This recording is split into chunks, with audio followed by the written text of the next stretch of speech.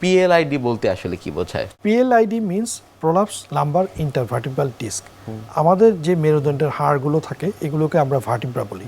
এই ভার্টিব্রাগুলো একটি আরেকটির সাথে কানেক্টেড থাকে ইন্টারভার্টিব্রাল ডিস্ক বা নরম এক ধরনের হাড় দিয়ে।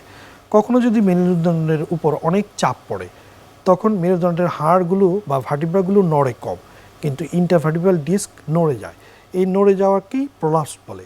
এই প্রলাপস যে ইন্টারভার্টিব্রাল ডিস্ক এগিয়ে নার্ভ রুটকে চাপ দেয় বা স্নায়ুর যে রুটকে চাপ দেয়, তখন যে কোমরে ব্যথা হয় সেটা কোমর থেকে ছড়িয়ে গিয়ে পায়ে এবং পায়ের একদম নিচ পর্যন্ত ছড়িয়ে যায়। এই যে লক্ষণ এটাকেই প্রলাপস লাম্বার ইন্টারভার্টিব্রাল ডিস্ক বা পিএলআইডি বলা হয়। পিএলআইডি এর ক্ষেত্রে একেবারে প্রাথমিক পর্যায়ে কি কি লক্ষণ উপসর্গ থাকে? পিএলআইডি হলে প্রথম বলে যে আমার কোমরে ব্যথা, এবং এই ব্যথাটা যেহেতু নার্ভ রুটকে ইনভলভ করে সুতরাং ওই রুট ধরে তার ব্যথাটা ছড়িয়ে পড়ে বা রেফার্ড হয়ে যায়। কোমরে ব্যথা অনেক কারণে হতে পারে। অনেক সময় আমরা রুগীরা এসে বলে যে স্যার আমার তীব্র কোমরে ব্যথা, আমার মনে হয় পিএলআইডি হয়ে গেছে। গুগল দেখে সে ধারণা করে, কিন্তু পিএলআইডি তখনই হবে যখন কোমরে ব্যথাটা রেডিয়েট করবে। কোমর থেকে আপনার ব্যথাটা সে বলবে আমার ডান পা অথবা বাঁ পা দিয়ে ব্যথাটা একদম নিচ পর্যন্ত চলে যায়, এবং এই radiation should be below the নি। কোমর হাঁটুর হাড়ের নিচে তার রেডিয়েশন হতে হবে, এবং it should involve the calf muscle, মানে পায়ের কাফ মাসেল ইনভলভ করতে হবে। তখনই বুঝতে হবে যে তার ইন্টারভার্টিব্রাল ডিস্কটা নড়ে গিয়ে যে নার্ভকে কম্প্রেস করেছে এবং সেই নার্ভের রুট ধরে তার ব্যথাটা নিচে নেমে যাচ্ছে। এটাকেই পিএলআইডির প্রাথমিক লক্ষণ ধরা হয়। নিশ্চয়ই। পরবর্তী সময় অর্থাৎ বয়স বাড়ার সাথে সাথে পিএলআইডির লক্ষণ উপসর্গে কোনো পরিবর্তন আসে কিনা? অবশ্যই পিএলআইডি যদি আপনি অ্যাপ্রোপ্রিয়েটলি অ্যাড্রেস না করেন এবং এটা যদি ম্যানেজমেন্ট আপনি অ্যাপ্রোপ্রিয়েটলি না করেন, তখন রোগীর অনেক রকম সমস্যা হতে পারে। এই সমস্যাগুলোকে আমরা তিনটা ভাগে ভাগ করতে পারি। প্রথম হচ্ছে মোটর প্রবলেম। মোটর মানে হচ্ছে আপনার পায়ের শক্তি কমে যেতে পারে। সবচেয়ে কমনলি যেটা হয় সেটা হচ্ছে ফুট ড্রপ।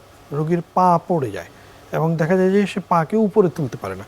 এটা হয় আনট্রিটেড পিএলআইডি। পিএলআইডি হয়েছে, আপনি ঠিকভাবে ডাক্তারের পরামর্শ নেননি বা চিকিৎসা নেননি, তখন আপনার পায়ের শক্তি কমে যেতে পারে। মোস্ট কমনলি হয় ফুট ড্রপ, পাটা পড়ে যায়, পাটা সে তুলে হাঁটতে পারে না। সেকেন্ড হচ্ছে সেন্সরি সাইন। রুগীর আগে তো ব্যথা ছিল এবং ঝিনঝিন ছিল, সেখান থেকে হয়ে যায় যে রুগী বলে যে আমার পায়ের একটা জায়গায় আমি অনুভূতি পাই না, বিশেষ করে পায়ের হাঁটুর নিচের একটা জায়গায় বা পায়ের তালুতে বলে যে এই জায়গাটায় আমি অনুভূতি পাচ্ছি না। অনেক সময় রুগীর সেন্সরি সাইন দেখা যায় যে রুগী বলে যে আমি প্রস্রাবের জায়গাগুলোতে অনুভূতি পাই না, পায়খানার জায়গাগুলোতে আমি যে পায়খানা করার পর যে পারিনি আমি কিন্তু অনুভূতি পাই না। এটাকে আমরা স্যাডেল অ্যানেস্থেসিয়া বলি, which is a very grave sign. Motor sign হতে পারে, সেন্সরি সাইন হতে পারে। 3 নম্বর হচ্ছে বাউল ব্লাডার এবং সেক্সুয়াল অ্যাক্টিভিটিতে প্রবলেম হতে পারে। রোগী বলে যে আমি প্রস্রাব আটকে যায় অথবা প্রস্রাব করি আমি টের পাই না, প্রস্রাব হয়ে যায় আমি বলতে পারি না, পায়খানা হয়ে যায় আমি বলতে পারি না। অনেক সময় হয় যে পায়খানা আটকে যায়। এবং রোগীর সেক্সুয়াল অ্যাক্টিভিটি, বোথ মেল এবং ফিমেল, পুরুষ এবং মহিলার সেক্সুয়াল অ্যাক্টিভিটিতে প্রবলেম হতে পারে।